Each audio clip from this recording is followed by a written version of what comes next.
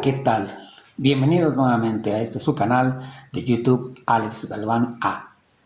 Vamos a continuar con la historia del hijo pródigo, pero antes yo te voy a pedir que te suscribas a este canal, dale like y comparte estas enseñanzas para que podamos llegar a más gente. Bien, recordamos entonces que hemos estado enseñando sobre la historia del hijo pródigo que se encuentra en el Lucas capítulo 15. Aquí, hoy, vamos a ver sobre la actitud que tuvo el papá. Recordamos que vimos la historia del hijo menor en cuanto a su actitud, su forma de pensar, el por qué se fue, por qué regresó arrepentido y el por qué fue recibido por el padre de esa manera. Vemos que él de alguna manera decidió regresar arrepentido y dijo: he pecado contra el cielo y contra ti, le dijo eso a su padre.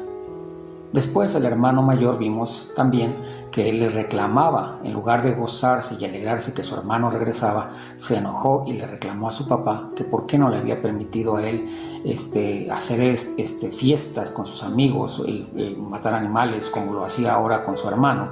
Y su padre le dijo: porque tú has estado siempre conmigo, tú estás aquí, todas las cosas que tengo son tuyas. Pero el hijo mayor tuvo una actitud, y el por qué le reclamó, el por qué había hecho eso, lo vimos en el video anterior sobre la historia del hijo mayor.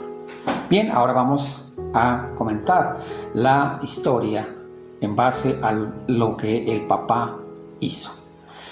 Bien, vemos que el hijo se fue, anduvo en el mundo gastando dinero con mujeres de la vida galante. Prácticamente se acabó todo, y en ese lapso el padre no salió a buscar a su hijo. Él no salió ni siquiera una sola vez a buscar a su hijo. ¿Qué tiempo pasó en el que el hijo se fue y en el que regresó? No se sabe, no dice cuánto tiempo tardó, no dice cuántos meses o cuántos días o quizás cuántos años tardó en regresar el hijo. Sin embargo, nunca el papá fue a buscarlo, aunque quizás de oídas él sabía que su hijo menor estaba gastándose dinero con prostitutas, porque el hermano mayor comenta eso cuando llega su hermano de regreso. Así que vamos a ver esta enseñanza. Se supone que esta historia más bien representa un poco el corazón de Dios en por qué el padre ama a su hijo y por qué el padre ve a su hijo y le perdona y él movido a misericordia. Pero ¿por qué no salió a buscarlo? Vamos a ver ahora varios ejemplos del por qué Jesús describió estas tres parábolas de tres cosas que se perdieron. Vemos que vamos al mismo capítulo 15 en Lucas, donde dice en el verso 3: entonces Jesús le refirió una parábola diciendo: ¿qué hombre de vosotros, teniendo 100 ovejas, si pierde una de ellas, no deja las 99 en el desierto y va tras la que se perdió hasta encontrarla? Y cuando la encuentra, la pone sobre sus hombros gozosos, y al llegar a casa reúne a sus amigos y vecinos, diciéndoles: gozaos conmigo, porque he encontrado mi oveja que se había perdido. Les digo que así habrá más gozo en el cielo por un pecador que se arrepiente que por las 99 justas que no necesitan de arrepentimiento. Jesús está hablando de que en este caso, digamos que el pastor de ovejas sale y va a buscar a esa oveja que se perdió, lo que no hizo el padre. La siguiente parábola es la de la moneda perdida. Dice: ¿o qué mujer que tiene 10 dracmas, si pierde un dracma, no enciende la lámpara y barre la casa y busca con diligencia hasta encontrarla? Y cuando la encuentra, reúne a sus amigos y vecinos diciendo: gócense conmigo porque he encontrado el dracma que había perdido. Así les digo que hay gozo delante de los ángeles de Dios que por un pecador que se arrepiente. ¿Ve usted? Aquí se pierde un dracma. Un dracma era más o menos el valor de un denario. Un denario era el salario de un día de una persona. Entonces hablábamos de que si tú pierdes hoy una moneda del sueldo de un día, imagínate, es bastante, ¿no? te puede servir para comer o dependiendo de lo que lo puedas usar, pero pues no es una cantidad menor. Es el sueldo de un día prácticamente lo que se había perdido. Dice que esta mujer mueve todo, enciende la lámpara, barre la casa para encontrar esa moneda. Habla de 10 monedas que tenía y se le perdió una. También hablan de que pudiera ser la dote matrimonial, que esa moneda formara parte de la dote matrimonial, y que de alguna manera por eso también la necesidad de buscarla y de hallarla.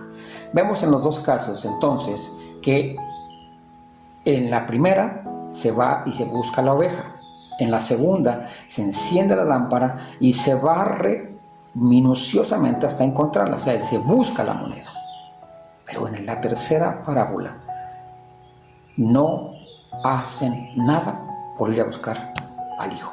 Ni el hermano sale a buscarlo, ni el papá sale a buscarlo, ni mandan sirvientes a buscarlo, ni nadie. O sea, el hijo se va prácticamente y no hacen nada por ir a buscarlo.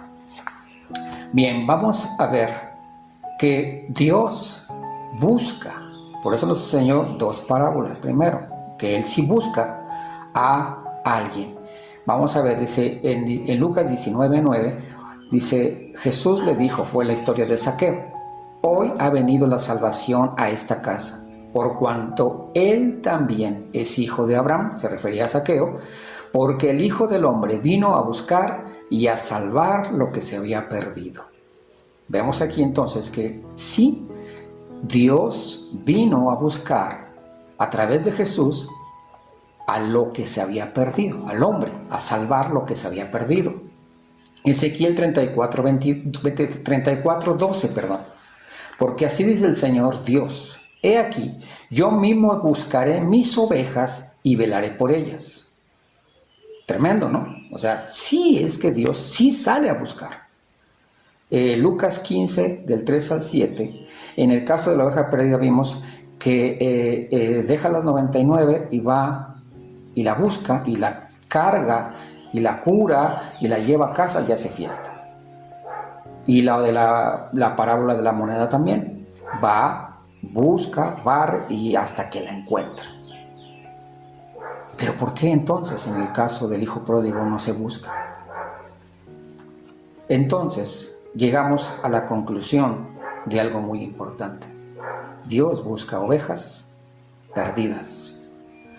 Dios busca aún a los no creyentes, a la gente que no conoce de Dios, la va a buscar. Vemos en Apocalipsis 3:20, he aquí, yo estoy a la puerta y llamo.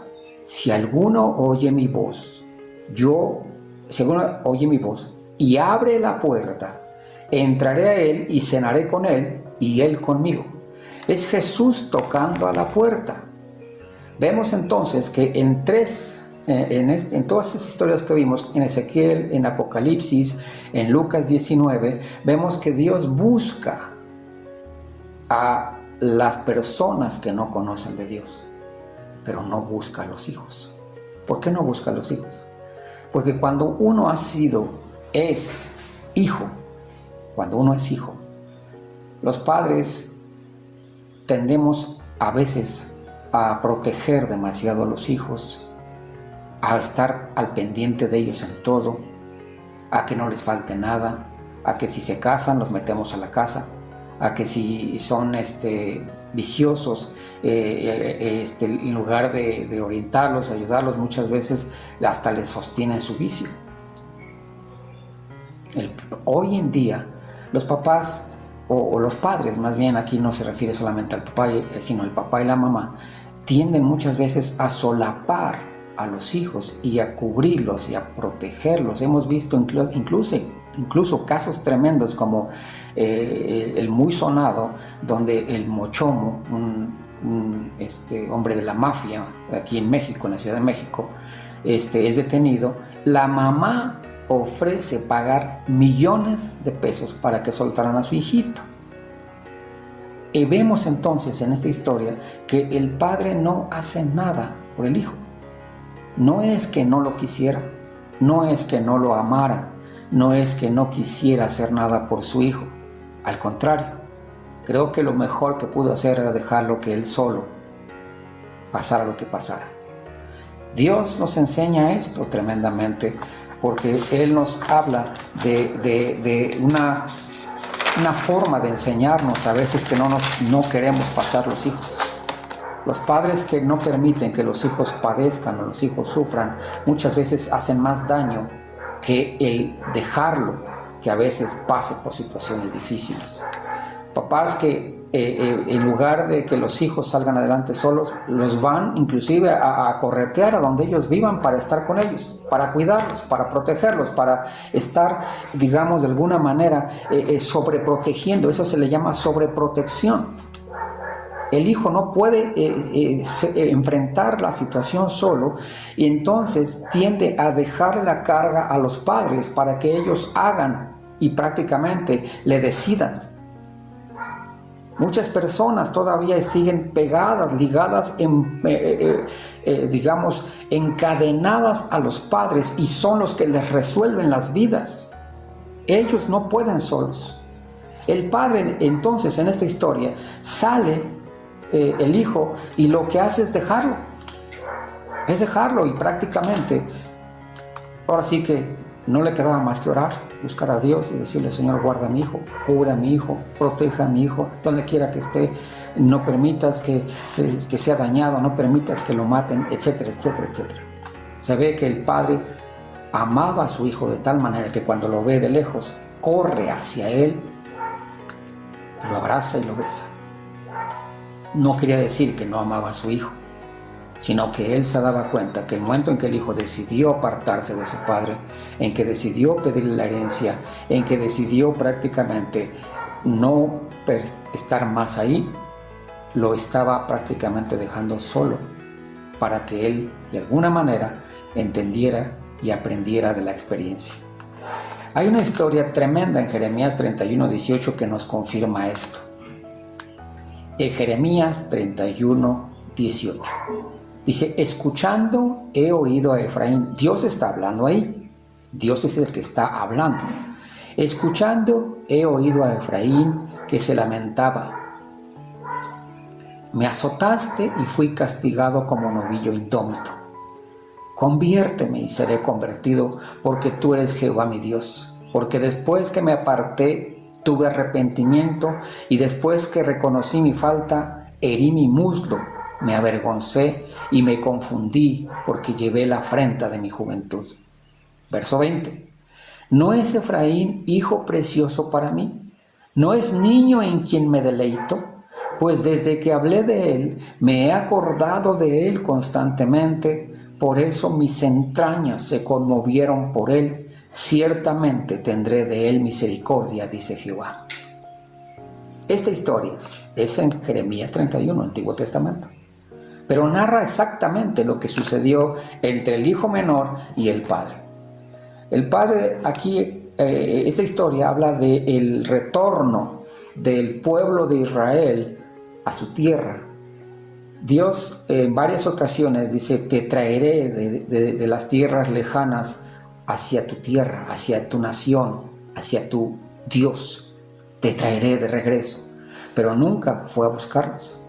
De hecho, recordemos entonces cómo en esta historia habla de Efraín, uno de los hijos de Israel, que estaba prácticamente cautivo, estaba sufriendo lejos de su tierra, de su nación, y cómo él allí en esa situación se acordó. Dice: conviérteme y seré convertido, porque tú eres Jehová mi Dios. Porque después que me aparté, es decir, cuando se fue lejos, cuando dejó al Padre, dice: me arrepentí, tuve arrepentimiento, y después que reconocí mi falta, herí mi muslo y me avergoncé. Ustedes saben, se comenta que normalmente, inclusive en la Biblia, hay varios casos donde hay un pacto, una promesa, que cuando el padre hereda y bendice a los hijos, él tiene que tomarle del muslo, poner su mano en el muslo, hincarse, y el padre bendice a su hijo. Entonces, en este caso, cuando el hijo dice, me avergoncé, después de que reconocí mi falta, herí mi muslo, él habla de que él se acordó de ese pacto, de esa promesa que tenía con el padre y se lastimó su propio muslo, como diciendo, el pacto que rompí, el pacto que no cumplí, el pacto al cual me rebelé. Este hijo entonces estaba tratando de decir, yo rompí el pacto. ¿Y qué pacto estamos hablando? Recordemos que vimos que hay una promesa, que hay un mandamiento que habla de la honra a los padres. Lo vimos en el primer capítulo, cuando vimos la historia del hijo pródigo, donde hablaba de la promesa, porque en el caso de Éxodo 20:12, honra a tu padre y a tu madre para que tus días sean prolongados y en la tierra que el Señor tu Dios te da, lo cual se confirma en Efesios 6:2-3, honra a tu padre y a tu madre, que es el primer mandamiento con promesa para que te vaya bien y seas de larga vida en la tierra. Entonces, lo que vemos aquí en Jeremías es exactamente esta misma historia. La reacción que tuvo el hijo, lo que lo hizo darse cuenta que había roto ese pacto y que se lamentaba. Y él decía, me azotaste y fui castigado como un novillo indómito. Él se da cuenta que lo que estaba pasando, lo que estaba viviendo, de tener que inclusive desear comer la comida de los cerdos, era de alguna manera un principio que él había roto y las consecuencias de ello le estaban alcanzando. Él deshonró a su padre y estaba teniendo las consecuencias de su desobediencia, de su rebelión y de la deshonra a su papá. Dijimos en la primera historia que él tomó el camino, él se arrepintió primero, tomó el camino de regreso a casa, pidió perdón al padre y pidió perdón a Dios. El padre entonces, en el verso 20 de aquí de Jeremías, dice, ¿no es Efraín hijo precioso para mí? ¿No es niño en quien me deleite? Pues desde que hablé de él, me he acordado de él constantemente.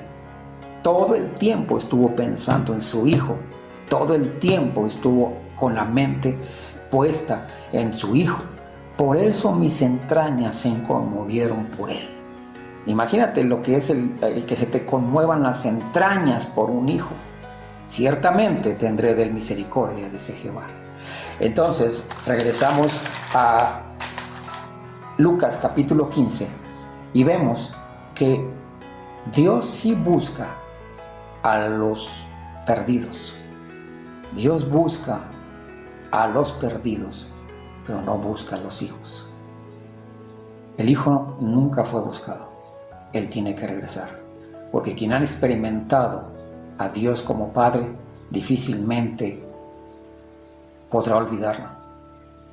Quien ha experimentado a Dios como Padre difícilmente olvidará los beneficios, las bendiciones, el ser lleno, el tener la cobertura del Padre Celestial sobre tu vida. Por eso creo que a lo que se refiere Jesús en esta historia, porque ¿por qué nos narró dos historias? Primero, donde se había perdido algo y fue y se buscó una oveja perdida, y habla del reino, de que de alguna manera iba a haber fiesta en el reino de los cielos por uno que se arrepintiera y entrara al reino de los cielos. Después habla del dracma perdido y también lo compara con esto. En el verso 10 de Lucas 15 dice, así os digo que hay gozo delante de los ángeles de Dios por un pecador que se arrepiente. Está hablando de pecadores, de pecadores, de pecadores. En el caso del hijo, ya no era una situación de pecado, en el sentido de un estilo de vida de pecadores, de una persona que vivía en pecado, sino de alguien que ya era parte, es parte de la familia, es un hijo. Un hijo no es lo mismo que un siervo, no es lo mismo que una oveja. Aquí el nivel de comparación todavía es más fuerte, porque usted no va a comparar una oveja o una moneda con un hijo. Sin embargo, a la oveja se le va y se le busca, a la moneda se le busca, hasta encontrarla. Al hijo se le espera, al hijo se le anhela, al hijo se le ama y se espera que en el proceso de prueba en el que él decidió meterse, regrese a casa. Y la clave de aquí está en el verso 32 y en el verso 22. En el verso 24, perdón. En el verso 24 y en el verso 32. Mas era necesario hacer fiesta y regocijarnos, porque este tu hermano era muerto y ha revivido, se había perdido y es hallado. El padre dice, mi hijo prácticamente lo daba por muerto. Qué tremendo que él 2 veces lo declara. En el verso 24, porque este mi hijo muerto era y ha revivido, se había perdido y es hallado, habla de que el padre lo daba al momento en que su hijo se fue, en el momento en que lo deshonró, en el momento en que hizo todas esas cosas. El padre no es que no lo quisiera, no lo amara, no pensara en él, no tuviera esperanza, no tuviera fe en que el hijo regresara, sino que el momento él dijo, pues él decidió esto y prácticamente es como si se hubiera muerto para mí. Qué tremendo es esto, porque lo declaró 2 veces. No habla nunca en esta historia de esperanza, nunca habla de fe, pero se da uno cuenta que al correr hacia él, cuando él empieza a verse en el camino, hablaba de que él tenía ese anhelo, ese deseo en su corazón de que sucediera, pero si no sucedía, su hijo ya prácticamente lo daba por muerto.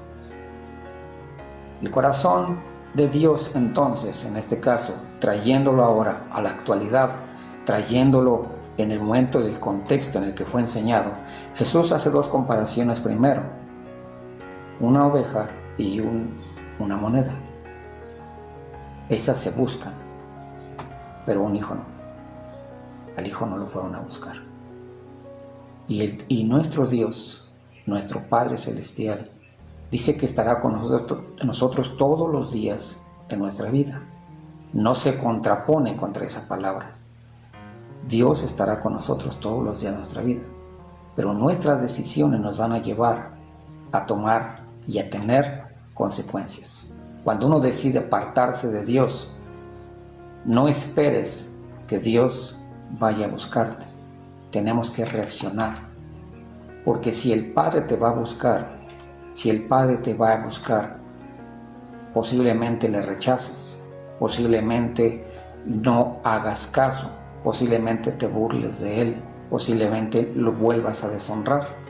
Así que hasta que el corazón es doblegado, hasta que el corazón es sometido, hasta que el corazón se da cuenta de su error, como lo vemos en Jeremías 31, 18 y 19 y 20, hasta que dice que el muchacho reaccionó y dijo, conviérteme y seré convertido, porque tú eres Jehová mi Dios, porque después que me aparté tuve arrepentimiento y después de que reconocí mi falta, herí mi muslo y me avergoncé y me confundí porque llevé la afrenta de mi juventud. Hasta ahí se da uno cuenta cómo es esperar hasta que el hijo reaccione, hasta que el hijo entienda, hasta que el hijo madure. Él, antes de que se fuera, le dio todas las herramientas para que no hiciera una locura.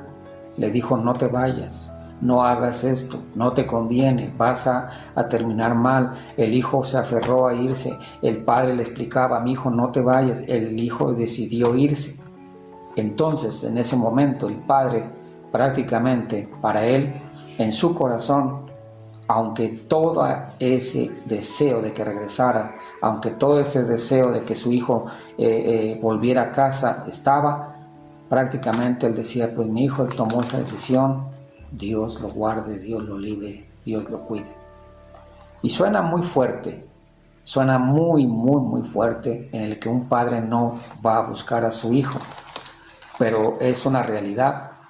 Aquí vemos lo vimos en Ezequiel, lo vimos en varias citas, y podemos ir buscando, y varias veces vamos a encontrar cómo Dios llama a los perdidos, porque dice que Él vino a salvar a lo que se había perdido, a rescatar lo que se había perdido. Pero hablaba de los que no conocieron a Dios, los que no conocían a Dios.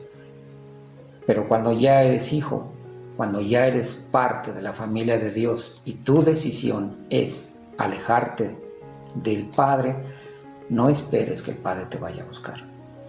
El arrepentimiento, las pruebas, las adversidades, las situaciones que vivamos nos van a hacer volver a casa.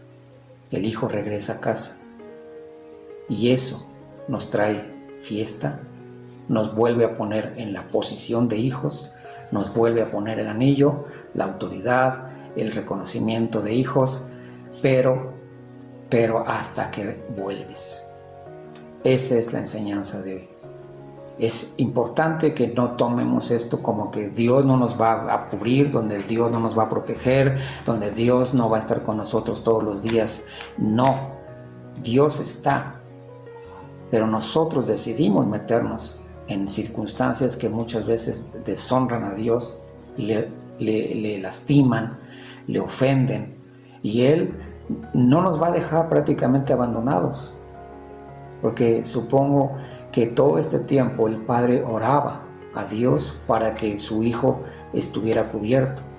Yo creo que él mismo todos los días clamaba por su hijo para que volviera y que encontrara el regreso de camino a casa. Eso creo que fue lo que estuvo haciendo todo ese tiempo. No abandonó a su hijo ahí, que se muera el malvado y que pague las consecuencias. No, porque aquí está la muestra de que no fue así. Sin embargo, él dijo, estaba muerto, porque mi hijo muerto era. ¿Acaso nos podemos ofender por esto? Bien está escrito en la Biblia que si nosotros conocemos a Dios, no podemos abandonarlo. Y yo te voy a decir algo muy importante. En los momentos más terribles, en los momentos más difíciles, cuando nosotros nos sentimos abandonados, cuando nos sentimos lejos de Dios, es cuando Él mueve las circunstancias para que regresemos a casa. Y te lo puedo asegurar, cuando la experiencia de haber vivido la soledad, de haber vivido el desecho, haber sido desechado por la gente, el haber sido prácticamente deshonrado muchas veces por quienes tú esperabas que estuvieran contigo, no estuvieron. ¿Sabes una cosa? Estuvo Dios ahí. Y cuando nosotros entendemos esto, nos damos cuenta cómo el Padre alrededor nuestro mueve todo para que nosotros volvamos a casa. Él no va a ir por nosotros, pero va a mover todo para que volvamos a casa. Él no va a estar físicamente ahí quizás pegado a nosotros, resolviendo las situaciones, resolviendo los problemas, pero va a estar ahí en sus oraciones, en sus enseñanzas, porque nos estaremos acordando lo que nos dijo, lo que nos enseñó, los principios con los que nos formaron nuestros padres. Esos van a ser los que nos van a hacer volver a casa. Yo espero que este video sea bendición para ti y que puedas valorar la enseñanza que hoy nos da este principio. Dios va a buscar a los perdidos, y si es necesario dejar 99 que se consideran santos, que se consideran puros, que se consideran parte, bueno, va a ir a buscarla porque son ovejas. Pero creo que podemos pasar de ovejas a hijos. Dice la palabra que el mismo Espíritu es el que nos sella y nos da la certeza de que somos hechos hijos de Dios. Si tú eres hijo de Dios, si tú eres hijo de Dios, ten por seguro que Dios no te va a dejar. Si tú no has reconocido a Dios como tu Padre a través de Jesucristo, para ser parte de la familia de Dios, tienes que reconocer a Jesús como tu Señor, como tu Salvador, arrepentirte de tus malos caminos y entrar a la presencia de Dios, como lo decía Apocalipsis. Dios nos enseña que Jesús dice, está a la puerta y llama. Si alguno oye su voz, Él entrará y cenará con Él. Pero si eres hijo, vuelve a casa. Si tú te has alejado de Dios, si tú has pensado que Dios te abandonó, que Dios no está contigo y que tú tomaste la decisión de dejar el camino de Dios, de dejar las cosas de Dios aparte porque ya pensabas que todo te salía mal, solo recuerda una cosa, el camino hacia casa lo conoces muy bien.